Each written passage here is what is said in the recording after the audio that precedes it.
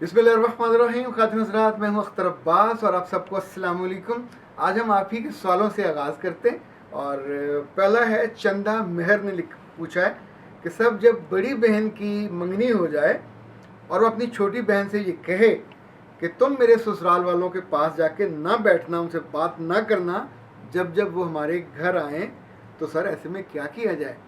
मेरे बच्चे, ऐसे में सोचा जाए कि ये नौबत क्यों आई। या तो आपकी ज़ुबान लंबी है, आपको कंट्रोल नहीं है, या आपके दिल में जो मादी की बहुत सारी चीज़ें हैं, आपकी बहन को आप पे एतबार नहीं है, एतमाद नहीं है कि वहाँ आप रोक नहीं सकोगे।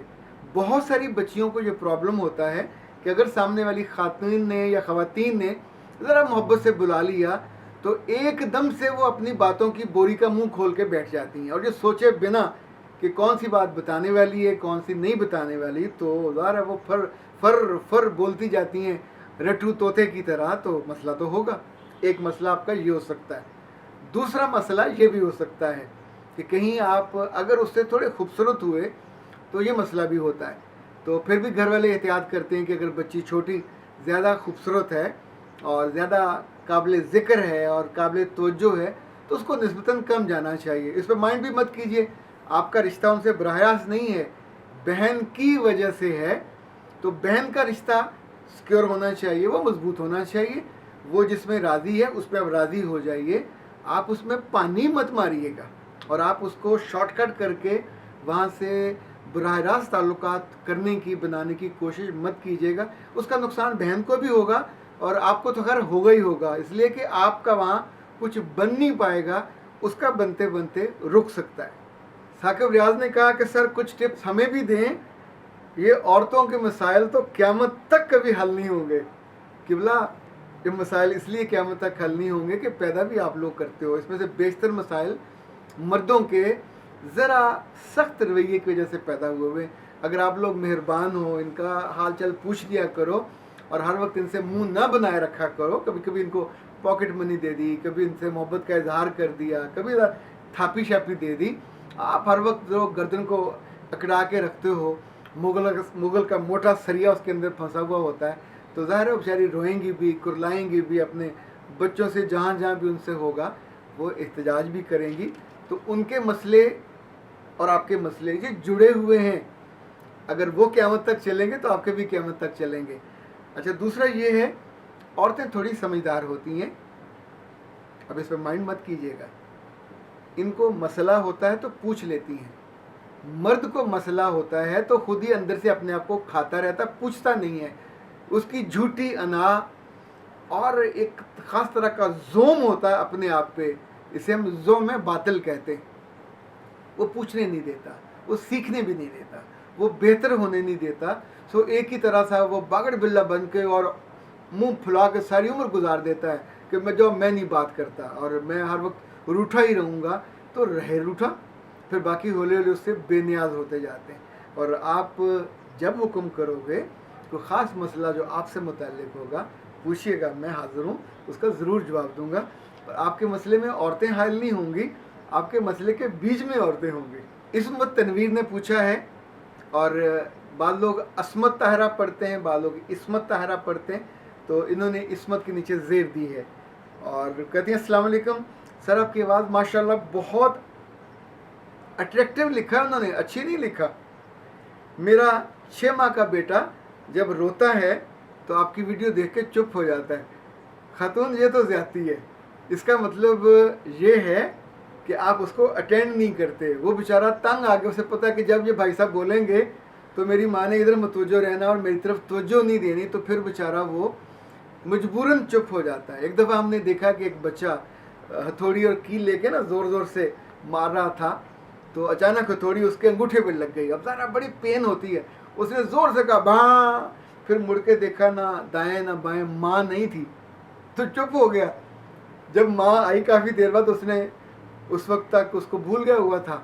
अब इनफैक्ट बच्चे भी बहुत सियाने होते हैं, वो देखते हैं कि अगर चुप कराने वाली माँ मौजूद है तो वो उस वक्त अपने दुख का इजहार करते हैं, ना हो तो उसको सह जाते हैं, चुप हो जाते हैं।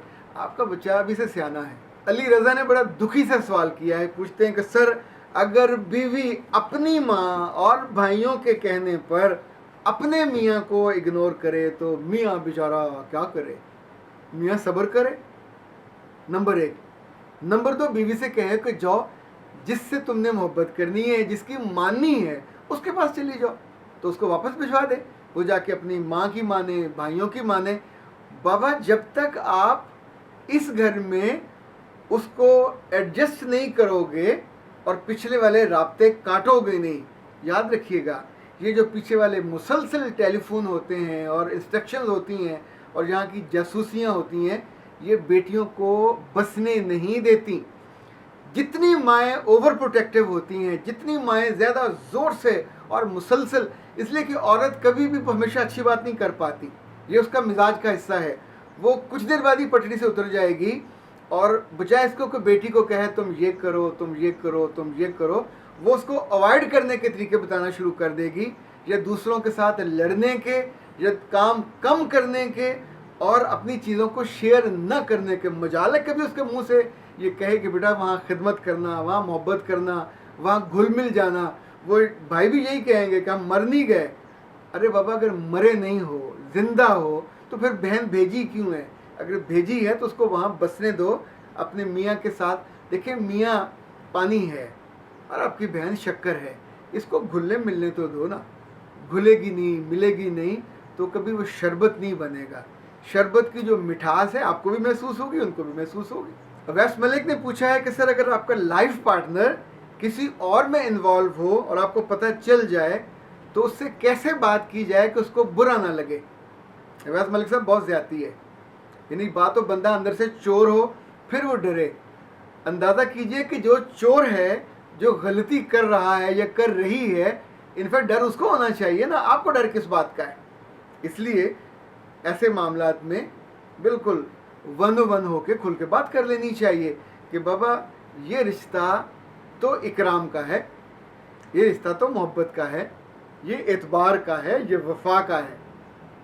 اس میں سے وفا نکل جائے گی تو باقی دیواریں تو کسی کو نہیں روک سکتے۔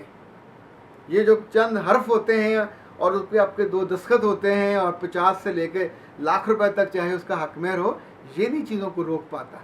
جب تک عورت اندر سے ایماندار نہ ہو، وہ اندر سے آپ سے محبت نہ کرے، آپ کی نہ ہو جائے، تب تک دنیا کی کوئی طاقت اس کو وفادار نہیں کر سکتی۔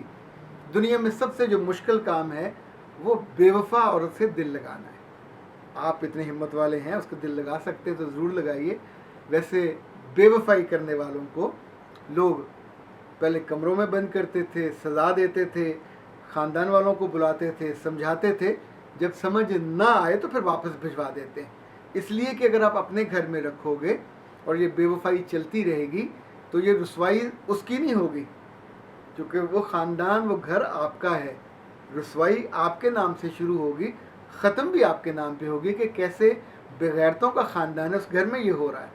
جو کہ بہو بیٹیوں کے ساتھ جو الزام لگ جائے یا کوئی تصدیقی خط لگ جائے، مہر لگ جائے، یہ رسوائی اتنی بڑھ جاتی ہے کہ خاندان کے لیے وہاں لوگوں کا فیس کرنا، آمنا سام کرنا بہت مشکل ہو جاتا ہے۔ اچھا، اسی مسئلے کو ہم تھوڑا سا اور بڑھا لیتے ہیں۔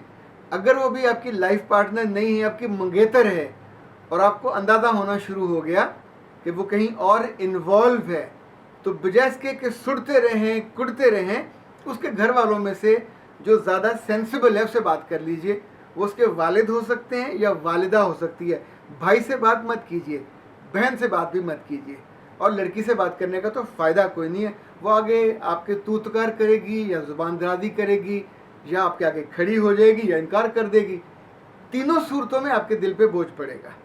آپ اس کی عزت کرنا بند کر دو گے، اس سے محبت کرنا بھی بند کر دو گے۔